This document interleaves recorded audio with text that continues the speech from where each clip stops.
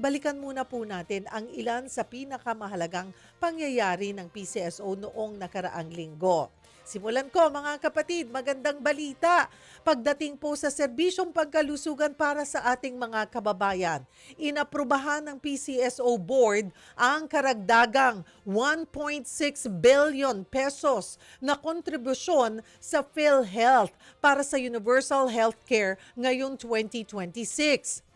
Dahil dyan, aabot na sa 3.85 billion pesos ang kabuoang kontribusyon ng PCSO sa PhilHealth para sa taong ito.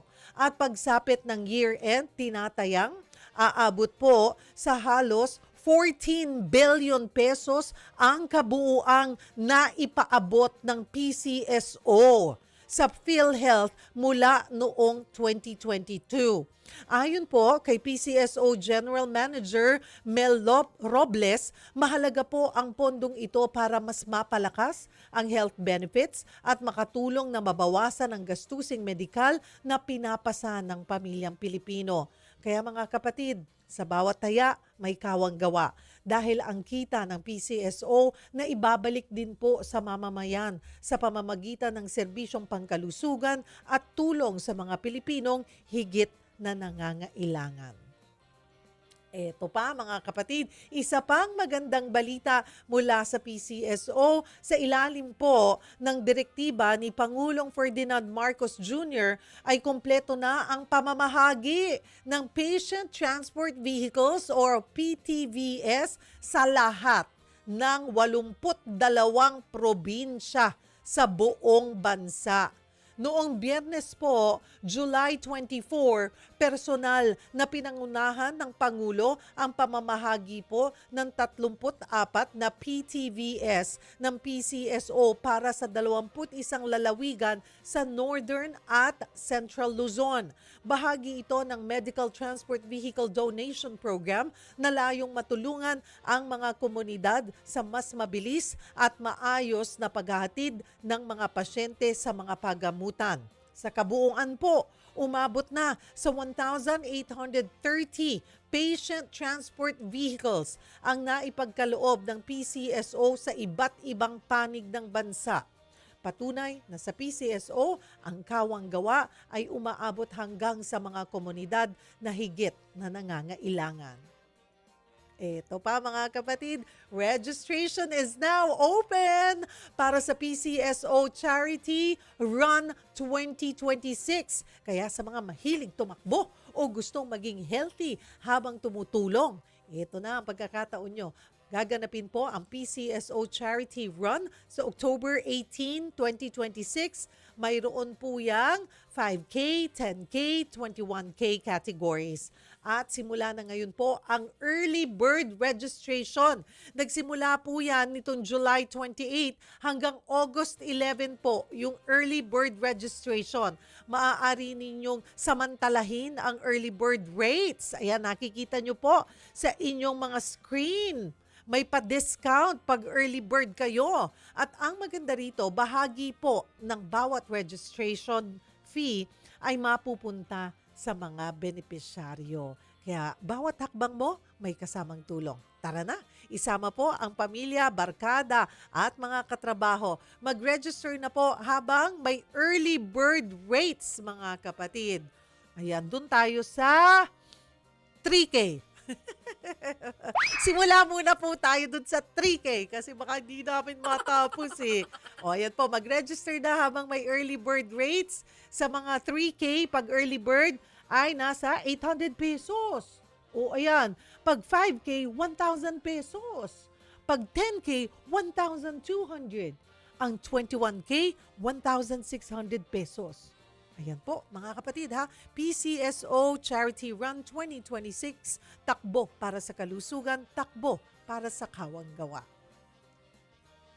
At mga kapatid, ito, ang amin naman pong tanong, may hospital bill po ba kayong hindi alam kung paano babayaran? O baka may kapamilya kayong nangangailangan po ng gamot, dialysis, chemotherapy, o iba pang medical treatment? Ngayong umaga, himayin po nating muli ang isa sa pangunahing programang medikal ng PCSO, ang Medical Assistance Program o MAP. Layunin po nitong matulungan ang mga Pilipinong may karamdaman, lalo na ang mga kapos sa pinansyal, upang mabawasan ang bigat ng gastusin sa pagpapagamot. Pero mga kapatid, ano nga ba ang sakop ng medical assistance ng PCSO? Sino ang pwedeng humingi ng tulong? Ano ang mga requirements? At paano at saan mag-a-apply? Yan ang isa-isa nating sasagutin ngayong umaga. Kasama po natin si Attorney Lauro Patiag, Assistant General Manager for the charity sector po ng PCSO. Perfect morning sa Attorney Patiag. Thank you for coming to the show.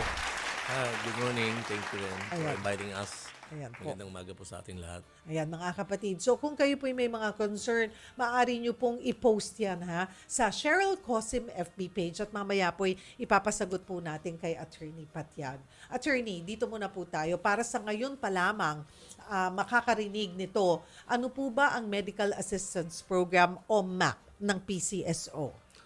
Ang MAP na tinatawag natin, Cheryl, ay ito yung pangunahing programa ng PCSO kung saan we extend assistance sa mga na-hospitalize at saka meron tayong mga assistance for the laboratory procedures at nabanggit mo rin sa mga nagkikimo at nagdadialysis.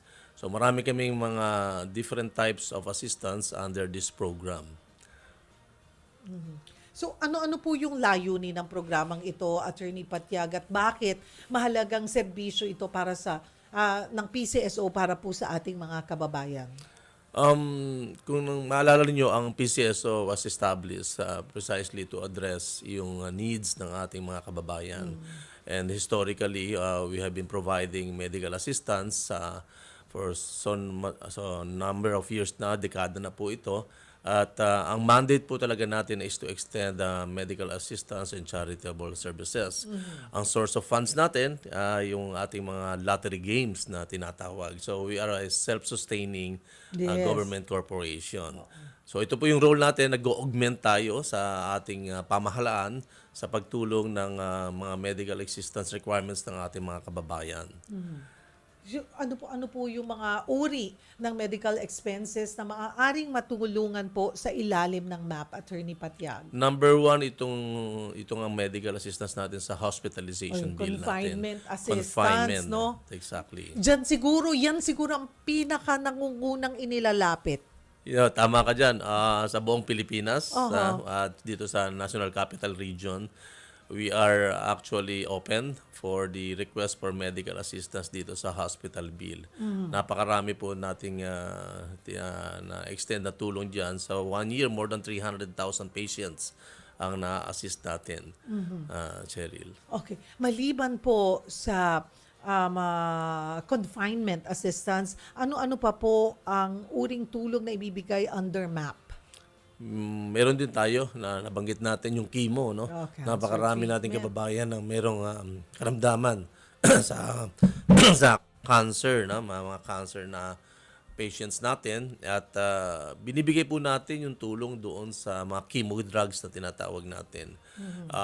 And then we also have the implants, ito pong mga na-aksidente o nabalian. Meron po Bone tayo implant. bone implant na tinatawag. Medical devices. Medical devices, ayan, meron tayo niyan at meron din tayong tinatawag natin sa mga laboratory procedures. Meron tayong CT scan, MRI, ayan. PET scan. PET scan, ito Wow. medyo mahal itong PET Yes, scan, opo. Cheryl. At saka yung mga iba pang laboratory procedures kung saan pwede tayong lumapit sa ating tanggapan. Kasama rin po pala, Attorney, biopsy. Ayan. Biopsy, kasama po yan. At in fact, kasama rin ang professional fees para dito sa pagbabasa ng mga results ng mga ating laboratory procedures. Okay. Opo. Tapos, magkasama na rin, mayroon din kasama rehabilitation therapy. When you say rehabilitation, rehab therapy, ano pong para din sa mga children with special needs? Pasok Yes. po ba dyan? Kasama yan, yung rehabilitation therapy natin. Si speech therapy, no? Yan. Yung mga nagre-rehab sa stroke, no? Yan, kasama rin po yan sa ating mga forms of assistance under the medical assistance program natin. Yan. Yan po, ilan.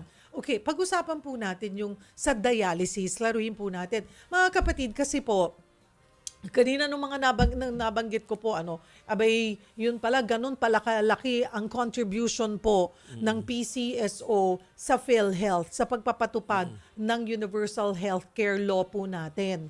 Katulad po ng nabanggit ni Attorney Patiag ay income generating. Ayan.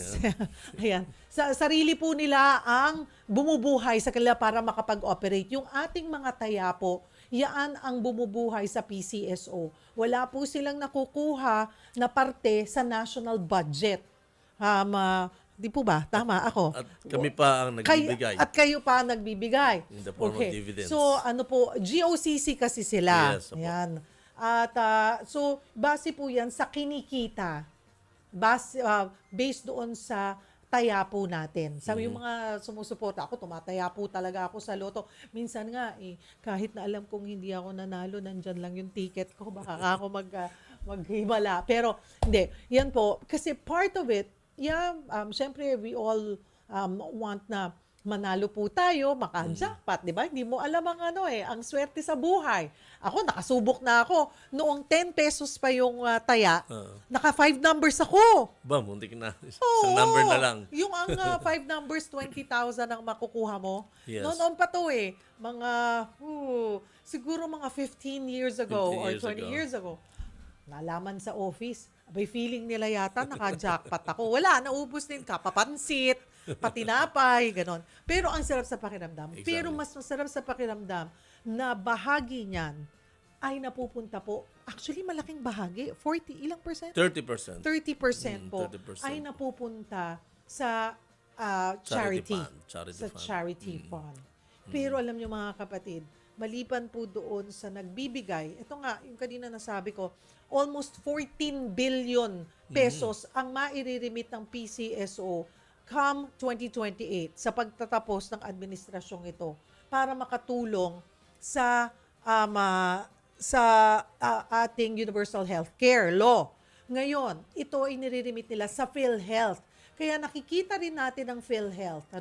Maliban sa ibinibigay po natin na contribution, yung monthly contribution, ay malaki ang naitutulong po ng pagbibigay ng PCSO para ma-expand Ang nila coverage. yung coverage na naibibigay po sa ating PhilHealth members. So, napakagandang balita po nun. But at the same time, may natitira pa. Hindi nila ipinagdadamot. Ito po, pinupondohan nila ang MAP. Tama po ba? Mga kapatid, pasensya na. I'm very passionate on explaining this because, since nag-start po ako sa industriyang to, ay siguro nakatatlong administrasyon o apat na administrasyon na po ako nakakatuwang ko ang PCSO at nakikita ko po na kung paano talaga din sila nakakatulong po sa ating mga kababayan. And it's good to know this time, problematic po ang marami pagdating sa confinement assistance. Sa professional fee. Nabanggit nyo kasi yung professional fee, Attorney Yes. Patiag. Sa professional fee na na-cover na lahat. Kasi sa PhilHealth, hindi naman po 100%, diba? Pero merong mako-cover sa professional fee. Yung ibang guarantee letters, GL, na galing kay congressman nyo, galing sa senador, galing din sa DSWD, hindi po sakop yung professional fee. Pero sinimulan po ngayong administrasyon sa pamumuno po, sa pangunguna ni GML na maisama ang professional fee. Even the room charges. And even the room charges na dati hindi. Dati hindi. At hindi rin kasama nga pala yan sa Yes. GL, po? Yes, ngayon kasama na siya. So, pasok na siya. Ang malaking challenge lang, depende po sa doktor kung tatanggapin nila ang yung GL bilang professional fee nila. So, yun, kagaya po nung huling nandito si GML, ng ating mga professionals, sa ating mga doktor. Sabi nga ni GML, parang naalala ko yung word niya, kung kailangang manikluhod. Manikluhod. Manikluhod. Ayan, manikluhod sa kanila ay gagawin para sana i-reconsider po or i-consider po ninyo yung ating mga doktor, lalo na kung alam nyo pong talagang kapos po yung mga kapatid natin na tanggapin yung, guarantee letter na ibinibigay ng PCSO. Maganda daw po ang record nyo. Within 45 days naman, nakakapagbayad na po. Even earlier than that. Oh, earlier pa Shorter pa ang period. Ayun, shorter pa ang period. 30 days lang kaya. Kasi 30 days. Kasi ako po, sino ba naman ang gustong manghingi ng GL, 'di ba? Ren o mag-ikot at magmakaawa pa to the point na makabigyan sila ng GL na natanggap, nakakuha sana sila ng GL, pero hindi naman po tatanggapin. Hindi naman po sila manghihingi ng mga GL kung hindi po sila kapos eh. Exactly. Wala nga pong pambayad eh. Kaya po nanghihingi ng GL. So sana po, sabi nga, kesa daw po yung manok, alagang hayop, o yung kanilang sanang pinagkakakitaan na motor, o yung kanilang cellphone. Minsan ganun daw eh, yun ang ipinambabayad. Sana po i-consider nyo na tanggapin nyo po yung guarantee letter mula sa PCSO to cover yung inyo pong professional fee. Ito po, again, ay pakiusap. Kasi tali ang kamay nyo, hindi nyo naman pwedeng i-impose. Di, tanggapin nyo yan. Hindi Yes. pwede. Diba, attorney? So, yun po. So, sana, ayan. Okay, balikan ko po ang map. Ayan. Pagdating po sa dialysis, sa PhilHealth po kasi na-cover na rin sila. And I'm sure the reason why then na-cover na rin yung 156 sessions in a year ng isang dialysis patient, malaki din kasi ang tulong ng PCSO sa pagpopondo nito. Kasi dati 90 lang 92 or 90 lang. So ngayon 156 na. Meron pa bang naitutulong ang PCSO pagdating po sa dialysis o sa isang pasyenteng may diabetes, attorney? Meron pa rin. Oo. Nakakalapit pa rin sila sa atin. Ito yung medicines na erythropoietin. Ito. Kasama pa ito. Yung mga gamot na hindi ma-cover ng PhilHealth, pwede pa nating ilapit sa PCSO. Oo. Inuuna lang ang PhilHealth sapagkat ito naman ay in the form of an insurance at kasama naman yun sa contribution natin sa universal healthcare.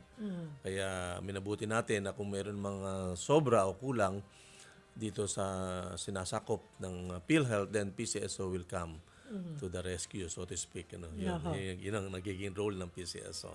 At yun po, kanina nabanggit natin yung cancer treatment. So, ibig sabihin ba, Attorney Patiag, pasok po doon yung chemotherapy and radiation also? Kasama yan, chemo drugs na, di ba, karaniwan may mga 6 sessions or 8 sessions. So, for 1 year, you can request for assistance at na-extend natin yung mga gamot. We have accredited, hindi naman accredited, suppliers who are willing to accept our guarantee letters. Guarantee letters. Yan, Oo. So, pwede naman sila mag-participate doon.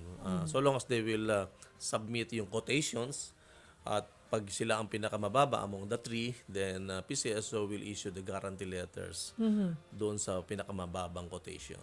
Pasok din po specialty medicines, mga kapatid. May mga gamot po talaga kasi na napakabigat. Alam niyo, mayroon po isang lumapit sa atin, at we're grateful po sa PCSO at nabigyan po ng tulong. Siya po ay psoriasis patient. Alam po natin ang journey ng isang may psoriasis, forever na po yan. At napakahirap, napakasakit at kati. Pag yan ay nagfe-flare sa mga taga Psoriasis Philippines, hello po sa inyo, sa aking pamilya dyan, sa aking mga kapatid sa Sorfil. So nakita ko yung journey nila hanggang yung arthritis. Kasi hindi lamang po yan balat, pati yung kanilang joints ay talagang naapektuhan. So may mga specialty medicines po, may mga gamot na talagang napakabigat sa bulsa. Mayroon yung isang lumapit po sa atin, nasa 40,000 yata kada buwan ang kanilang ginagastos para ma-control yung kanilang gamot. So isa po yan sa pwedeng maitulong po ng PCSO, the specialty medicines. Pero Attorney Patiag, kayo po ay parang isang talagang negosyo na kailangan yung alagaan, ayusin ang flow ng kita para mas malaki ang maibot nyo pong tulong. Paano binabalanse, paano na-maintain? Lalo na kahit na anong business, naapektuhan ng itong krisis sa langis, ekonomiya natin, mahal ng bilihin. In a way din po ba ay naapektuhan din yung pagtangkilik po sa ating mga produkto? Yan, nakita rin natin yung epekto ng may- pagtaas din. Siyempre, it's normal for us na i-prioritize natin yung ating pagkain, di ba? Mga gamit sa bahay. And yung ating mga excess or disposable na income, ito lang ay nilalaan natin dito sa lottery na products ng PCSO. But then again, we continue to exert our efforts para din na ma-expand yung aming deliveries o yung aming mga betting system na tinatawag, so para mas malapit din sa ating mga mananaya. So that is an effort na for the marketing, kasi kung wala yan, wala tayong pagkukuhanan ng itutulong sa ating mga kababayan. So dalawa pong mandate talaga yan. It's very unique, unlike other government corporations or agencies ng government na merong ganitong programa pero wala na, ang source of funds naman nila ay galing sa national government. But for PCSO, we raise our own funds and then we budget the same and then distribute to our countrymen. Oo. Yan. Hindi ko po alam kung maiaapila natin. Ang hindi ko rin maintindihan ay nagre-remit kayo, nagbibigay kayo sa PhilHealth because of Yes. Universal Healthcare Law. Ipinantutulong nyo yan. Pero kailan ba nagsimula? Nagbabayad pa kayo ng tax? Yes, sa train law noong 2018. Ayun, nag-start nung 2018 Nag-start ba? yan. Oo, dati Sa 5% lang ng ating prize fund, Pero ngayon, ang dami na nating taxes na ini-impose katulad ng corporate income tax, value added tax, meron din po yan sa mga ating mga goods and supplies. At ito po, yung documentary stamp tax, na doble po yan from 10 naging 20%. So, these are the taxes na talagang kumukuha dito sa revenues natin. In fact, kung sa datos natin makikita, one of the biggest taxpayers at na award the other day, ang PCSO, we settled actually 15 billion pesos per year Wow. in the form of various taxes, Cheryl.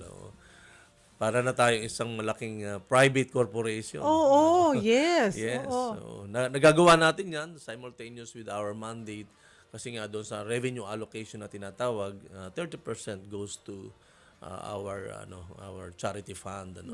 And then 55% goes to the prize fund, 15% lang sa operating fund.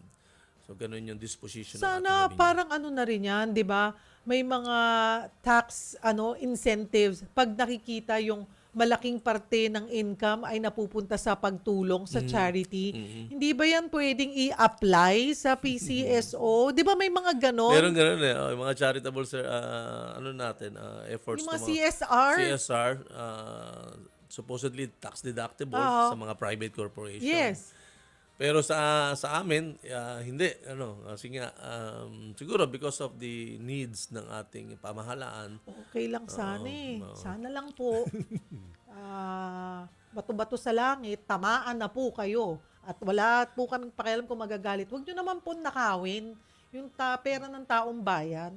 Kasi nga po, pinaghihirapan, di ba? Nagbabayad kami ng tax. Lahat kami nagbabayad ng tax. I pay my taxes. I don't mind. Kahit nga sabi ko, kagaya sa ibang bansa, kahit nakainin nyo pa yung 40% ng tax ko siguro. Pero, mahalaga, iparamdam nyo naman po sa amin yung tax namin. Di ba? Just like in Canada, maybe, I don't know, yung pag-aaral ng mga bata, healthcare system nila is very good. Walang problema kahit kalahati pa nga po kunin nyo. Basta siguraduhin nyo lang po, huwag yung nanakawin, pero hindi nyo naman din po napoprotektahan yung pera po ng taong bayan. So, sana naman, tamaan na nga po kayo ng kidlat kung sino man po kayo. Pinag-uusapan po natin ang MAP o Medical Assistance Program. So, Attorney Patiag, sino-sino po ang maaaring mag-avail?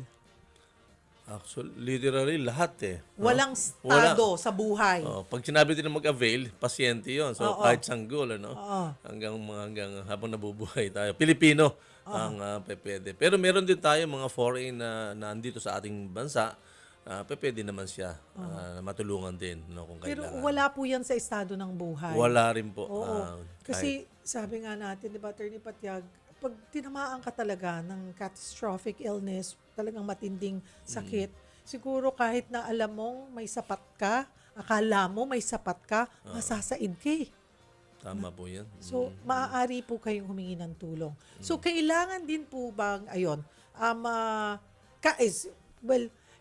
indigent ka, walang trabaho, ayan, may trabaho, may kakayanan, di ba? Kahit na top executive ka, kung nagipit-gipit ka, nasaid-said ka na, alam niyo po, meron po akong kakilala na tinamaan po siya ng breast cancer. So, she was going through chemo, radiation. So, sabi ko, baka pwede nga kaming makatulong sa baka pwede ko kayong ilapit sa PCSO. Sabi niya, Sabi niya, may trabaho ako eh. Sabi ko, pwede. Sabi niya, may HMO pa naman ako. Sabi niya gano'n. So, sabi ko, okay, just let me know pag kinailangan mo na. Lumapit siya sabi niya, Yeng, they call me Yeng here, mga kapatid. Nasaid na yung HMO ko. So, dun na siya humingi ng tulong. So nakikita po natin na nandyan, pag talaga pong gipit, hanggat kaya naman ng PCSO, tutulong sila. Pero yung challenge, Attorney Patiag, sa paano nyo sinusubukan at sinisigurong na ikakalat ito sa buong bansa. Kasi 'di ba, sa dami ng humihingi ng tulong. And then sabi nyo nga po, syempre pinuporse-porsyento nyo yan, yung funding. Talaga pong, ikaw ang head ng charity. Tama. Yan talaga ang challenge natin. Wala naman talagang sapat, no? Palagi naman kinukulang. So what we do, we prudently are managing the funds, and we allocate the funds sa iba-iba pa ng ating branch offices. Meron tayong 3 modalities, 'di ba, ng application. Meron tayong online at saka through malasakit centers natin sa mga government hospitals at saka sa mga branch offices natin all over the country. So doon tayo magfa-file ng request for medical assistance. So may mga budget silang allocated depende sa number of utilization nila o the amount of utilization.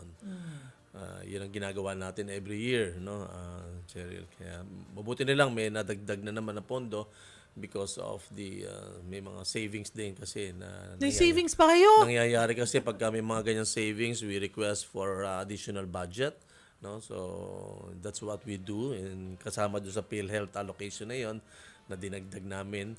Kasama rin yung sa medical assistance program na dinagdag. Salamat sa ating GM at saka sa PCSO board. Nadamay kayo, Nadagdagan. nadagdagan. Kasi Nadagdagan po ang sa ating medical assistance program fund. Okay, punta po tayo ang katulad po ng sinabi ko kanina ay kung kinapos kayo. Kumbaga sabi nga ni GM, naalala ko, Attorney Patiag, explain nyo nga po sa amin na kasi meron nga may HMO, lahat naman tayo PhilHealth members, so dapat napapakinabangan natin yan. Pero sa dulo ng listahan, meron pa rin balanse, 'di ba? So diyan po papasok ang PCSO. Tama. Meron tayong PhilHealth sapagkat ang nature kasi ng PhilHealth ito ay insurance, so we pay the premium. And siyempre, doon natin unahin yan. Pangalawa, kung meron tayong HMO sa mga private employees tsaka doon sa ibang government employees natin, gamitin muna natin yon. Kasi nga, nagbabayad tayo ng premium doon. And then, we resort to additional sources natin. Meron tayo ding Department of Health na programa sila sa MAIF nila at meron din sa DSWD. No? Doon sa order of sequencing po kasi niyan, nasa likod po, sa dulo, ang PCSO, yun. Kaya po ang natin is to augment whatever assistance na kailangan nating ibigay. Pagkatapos na madaanan yung mga 4 na ahensya na yun. Pag kinapos pa rin, andun po sasalo ang PCSO. Nakadalasan nga po, ang natitira ay professional fee ng mga doktor. Yes. Kaya din siguro doon kinonsider ng PCSO na willing na tayo, bayaran na natin, ipasok na natin sa sa pagre-release ng GL yung professional fee. So, ang PCSO lamang po ang pumapayag na GL na ipangbabayad nyo sa professional fee. Again, depende po yan sa doktor. Kung mapapakiusapan nyo po, kung kailangan manikluhod kayo, ay sana tanggapin. At sana rin po sa ating mga professionals, sa ating mga mahal na doktor, ay lalo na po, kapos naman po talaga yung inyong pasyente, i-consider nyo pong tanggapin yung guarantee letter. Oo, hindi po agad-agad maibabayad, mahahawakan nyo yung bayad po sa inyo. Pero ginagarantiya naman po yan ng PCSO na makakasingil at makakasingil kayo. 45 days, sabi nga po ni Attorney Patiag, inaabot nga lang daw sila ng 30 days, bayad na. Yes, totoo yan. Oo, maganda ang record. Okay, dito na tayo. How to apply, Attorney Patiag? Kung may mahal sa buhay pong nakakonfine ngayon, ano yung unang hakbang para makahingi ng tulong? Online lang ba o pwede pa rin ang walk-in o tumawag? Let's consider po yung buong Pilipinas. Siyempre, ang titingnan muna natin dyan yung ano bang requirements. Ayan, andyan yung medyo yung tip natin dyan, strategy. Kailangan kumpleto ang papeles na isasubmit natin. Kasi pagka may kulang yan na isa, hindi yan tatanggapin, Cheryl. So, doon nagkakaroon ng delay. So, the reference natin dyan, siyempre, yung ating mga checklist of requirements na makikita. Ayan, nakaplas sa ating TV. At makikita naman ito sa website namin at saka sa mga brochures na pinakikita. I-prepare lang po ninyo yan. Kasama po yung meron tayong medical assistance program form kung saan dito isusulat yung mga detalye ng impormasyon na tungkol sa pasyente.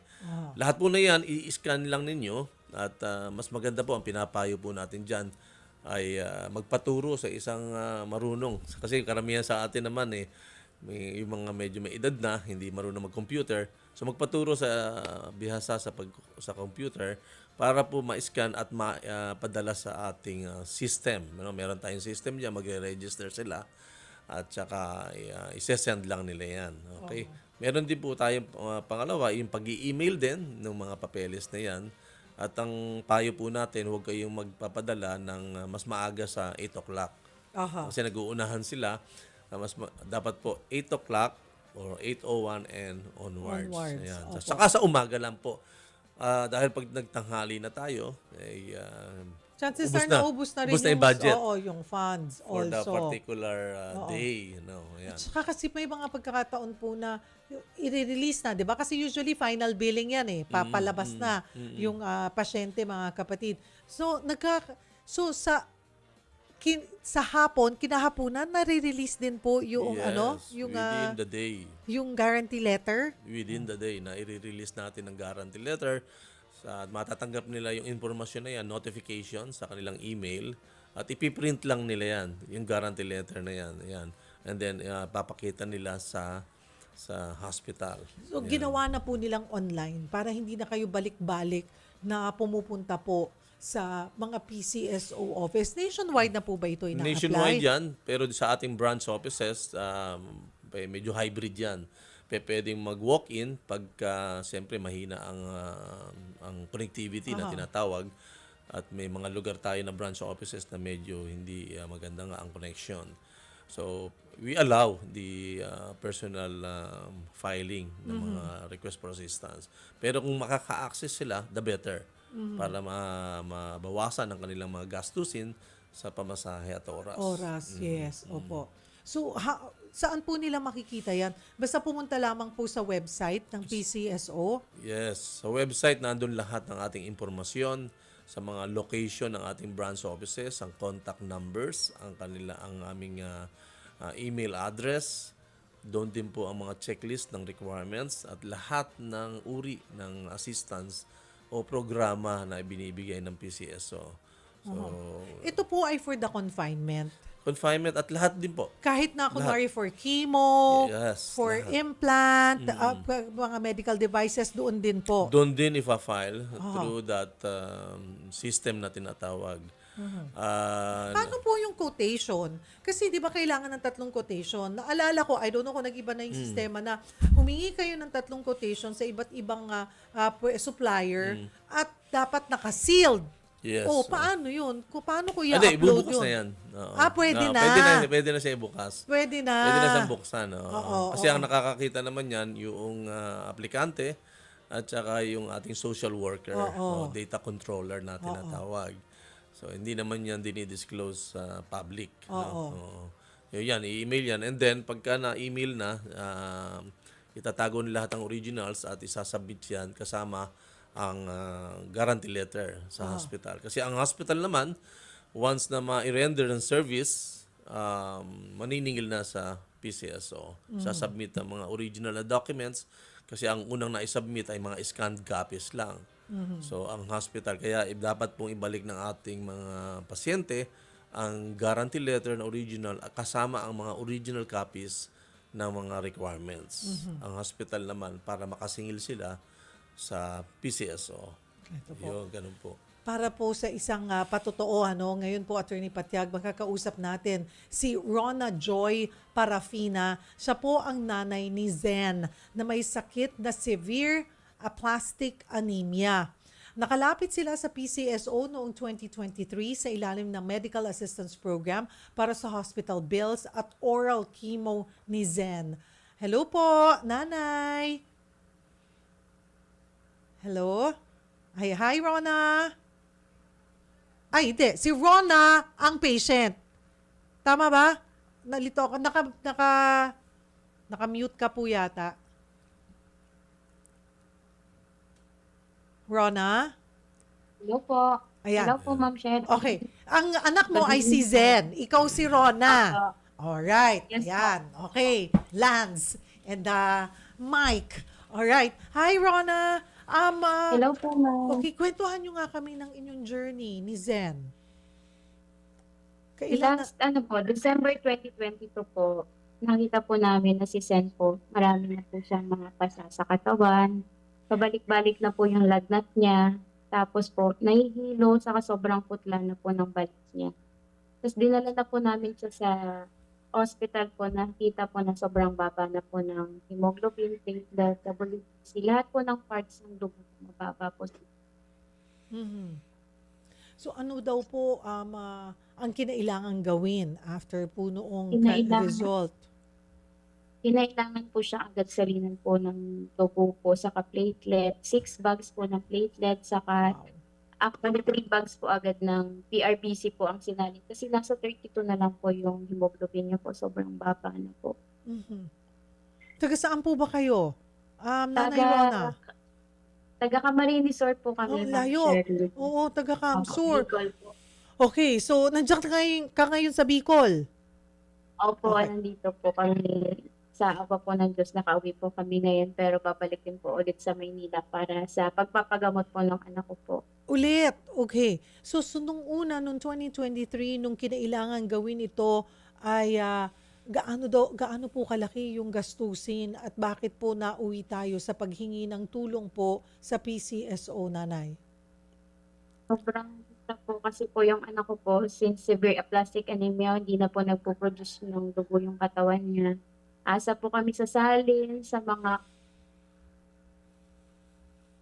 So sobrang hirap po i-provide po yung mga gamot, lalo na po balik-balik po kami sa ospital. Weekly transfusion po, ilang taon na po, 5 taon na pong nagpapagamot yung anak ko sa ospital. Sobrang hirap po, lahat na po ng paraan ginawa na po namin. Kasi kulang na kulang pa po talaga para po masuportahan po lahat ng mga kailangan po ng anak ko po. Mhm. Ay, magkano daw po yung kinakailangan doon at paano po tayo nakahingi ng tulong sa PCSO? Nung na-admit po yung anak ko 2023 po sa PCMC Hospital po sa may Quezon Avenue. Mhm. Tumaas po yung bill po namin ng up to 500,000 pesos. Hindi po, sa loob po ng isang buwan, nakatatlong admit po yung anak ko.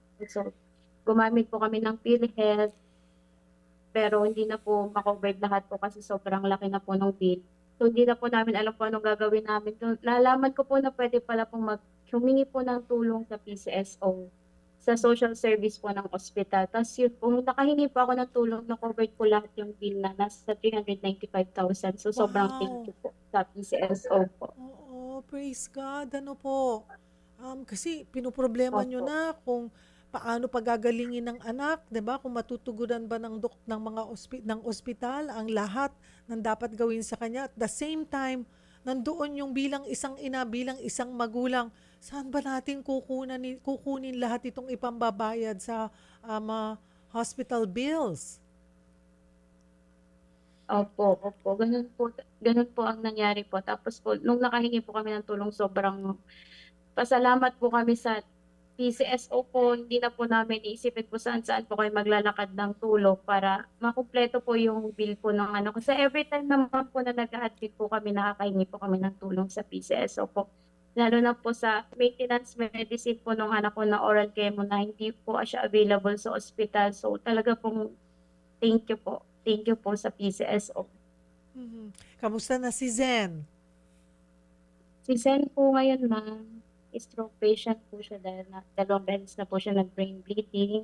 Hmm. Monitor pa rin po yung blood counts niya po. Tas yung bone marrow transplant po talaga yung pinakakailangan niya po para gumaling po yung sakit niya. So, doon po kami nagre-raise po ng funds para makabuo po ng 5 to 7 million pesos po yung kailangan po ng anak ko para po tuluyan po siyang gumaling. Sa ngayon po, nagsasalin, pagbababa po yung platelet, saka hemoglobin, saka po patuloy po yung oral chemo medicine. Yun Mhm. po yung pansamantalang gamutan na ginagawa ko. Mhm. Well, Rona, dasal namin, isasama namin si Zen sa ating pagdarasal. Ang 5 to 7 million ay hindi maliit na halaga at ay kung saan man, paano man makakatulong pa ang PCSO at yung iba nating government agencies. Ayun, I'm sure alam mo na rin yan, kasama na yan. Pwede tayong humingi ng tulong sa DSWD, maging sa DOH, ano, lalo na doon sa mga maintenance meds na kailangan din. At of course, hanggat kaya rin naman ng PCSO ay tutulong po sila sa inyo. Siguro, ano ang ating mensahe sa PCSO? Kay Sir Mel Robles po sa lahat po ng bumubuo ng PCSO, sa mga heads po, staffs, napakababait po. Wala po akong masabi. Isang hingi ko lang po ng tulong sa kanila through online. Pwede, sa hospital din po lahat po ng staff, sobrang napaka-accommodate po nila. Wala po silang hinihindian na tulong. Based po sa aking experience, lahat po. Mag-bill man po yan, mag-oral chemo po para sa maintenance ng anak ko. Sobra-sobra po tulong po yung nabibigay nila monthly po. Every time na maghingi po ako ng tulong, sobrang salamat po sa inyo rin po, Ma'am Sherry. Thank you po sa pagkakataon po na to na ma-interview niyo po ako. Kay attorney po, salamat din po. Mhm. And Rona, sabi ko nga, tuloy-tuloy pa rin ang journey, ang battle ano, ni Zen. Siguro doon sa mga gustong makatulong sa sitwasyon ni Zen, ano ba, saan ba pwede silang magpaabot ng tulong sa inyo? Sa mga nakakapanood po nito, nakita niyo po yung laban namin, nakita niyo po yung buong laban ng anak ko. Alam niyo po, lahat ng nangyari, lahat po ng tibay ng anak ko, kasi inurasan na lang po yung anak ko, pero lumalaban pa rin po siya hanggang ngayon. So, sobrang thank you po. Sa mga gusto pong tumulong po sa patuloy na gamutan ng anak ko, pwede niyo po akong ma-reach sa aking Facebook accounts, Rona Joyce Parafina po. Tapos, meron po akong GCash accounts po na nakaposted po sa aking Facebook page po. Sobra-sobra pong salamat po sa magpapaabot ng tulong. Ito po yung GCash number ko po sa mga gustong tumulong po sa anak ko. 0938-4751-975. Maraming salamat. And again, Rona, kasama kayo sa aming mga dasal. Thank you, Ma'am Sherry, Rona. thank you po. Salamat po, attorney. Maraming pong salamat.